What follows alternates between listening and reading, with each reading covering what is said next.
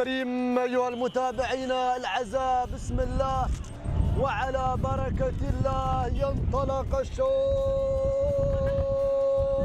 الأول، الشوط الرئيسي، شوط السيارة، شوط الوشاح، شوط الصعاب، شوط المفاجآت، المسافة 1200. تنطلق البوارق، تنطلق التحديات، تنطلق هنا بالفعل مساري هذا الشوط. لن على المركز الأول سالم بن محمد بن علي الزرعي يقدم لنا لن. المركز الثاني تتواجد سرابة أحمد بن محمد بن خميس المخيبي. المركز الثالث حماية خميس بن حميد الجنيبي. المركز الرابع تتواجد زعزعة راشد بن علي بن خادم. ولكن لن ولن على المركز الأول. لن تبوح، لن تتراجع، لن تتراجع عن الفوز، عن الناموس، مصرة بالفوز. هنا على المقدمة سالم بن محمد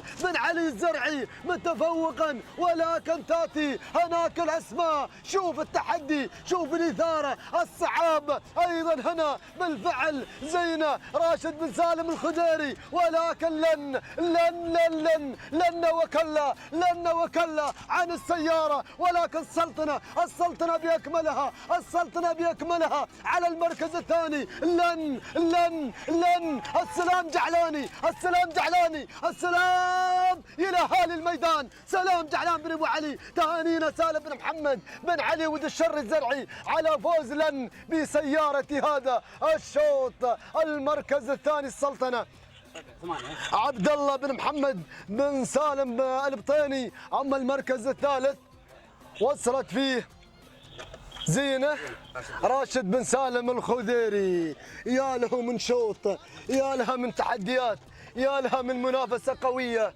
التوقيت الزمني دقيقة 40 ثانية. ما شاء الله تبارك الله. سلام ود الشر سلام.